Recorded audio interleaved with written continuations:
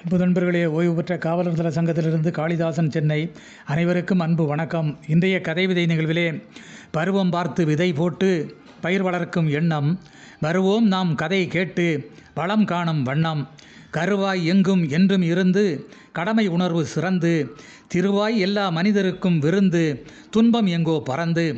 கருவாய் எங்கும் என்றும் இருந்து கடமை உணர்வு சிறந்து திருவாய் எல்லா மனிதருக்கும் விருந்து துன்பம் எங்கோ பறந்து.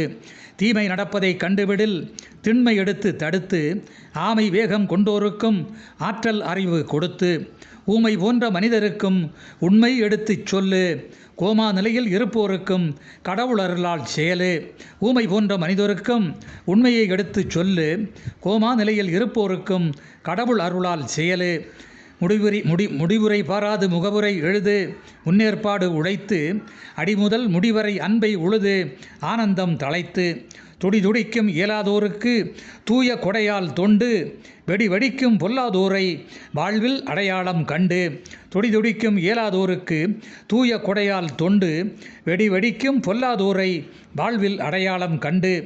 எல்லோருக்கும் நாம் நல்லவராய் எங்கும் பருவ மழை போன்று அல்லாஹ் இயேசு சிவம் சொன்னவைகள் அனைத்தும் இன்றைய சான்று.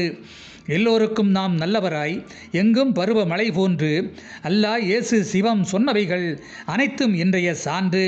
நல்லவை நடக்க நீதியை பற்று நாளும் கூறும் இன்பம் பொல்லாமை கடக்க பொய்யை வெளியேற்று பழுதின்றி மாறும் துன்பம். எல்லோருக்கும் களிப்பூட்டு ஏழைகளை வாழ வைத்து கல்லாதோருக்கும் விழிப்பூட்டு கர்ம வீரரை நினைத்து. நல்லோர்கள் சுவட்டில் நடப்போம் நாரோடு பூச்சரமாய் பொல்லாதோரை சுழற்றி அடிப்போம் பஞ்சம் மாற்று உரமாய்.